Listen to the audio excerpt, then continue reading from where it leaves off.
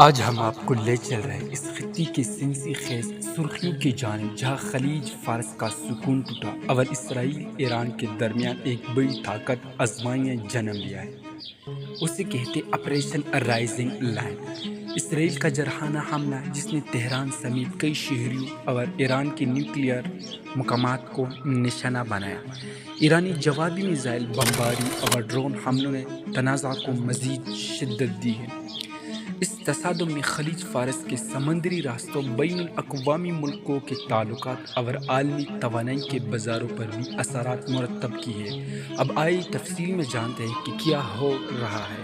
Operation rising line کے تحت اسرائیل نے 13 جون کو ایران کے 100 سے زائد اہداف پر فضائی حملے کیے، جن میں nuclear sites, defence ministry headquarter, gas اور تیل کی تنصیات شامل ہیں۔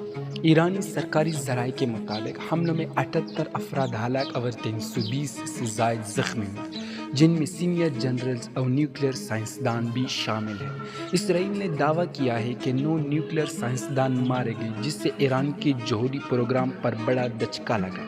ایران نے جوابی کارروائی میں 150 سے زائد بیلسٹک میزائل اور 100 سے زائد ڈرون اسرائیل پر داغے، جن کے نتیجے میں تل ابیب، حیفا اور یروشلم میں شہری تباہ۔ امریکہ نے اسرائیل کو انٹیلیجنس تعاون فراہم کیا، قومی حاملین نے اپنی فوجی تنصیات خبردار کی اور مذاکرات معطل ہوئی۔ مغربی ممالک اور اقوام متحدہ نے تناؤ میں کمی کی اپیل کی ہے۔ تیل اور سونے کی قیمتوں میں اتار چڑھاؤ دیکھنے کو ملا، جبکہ علاقائی امن کو سنگین خطرہ لاحق۔ اسرائیل کا ہدف ایران کے نیوکلیئر، دفاعی اور توانائی کے اہداف۔ ایران نے رد عمل، بیلسٹک میزائل اور ڈرون حملوں سے بھرپور جواب۔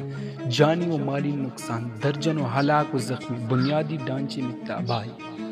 یہ تصادم 2025 کا سب سے بڑا اسرائیل ایران وار ہے، جس میں پہلی مرتبہ اسرائیل نے براہ راست ایرانی نیوکلیئر سائٹس اور اعلیٰ کمانڈوں کو نشانہ بنایا۔ اس کے جواب میں ایران نے شدید میزائل اور ڈرون رد عمل دیا۔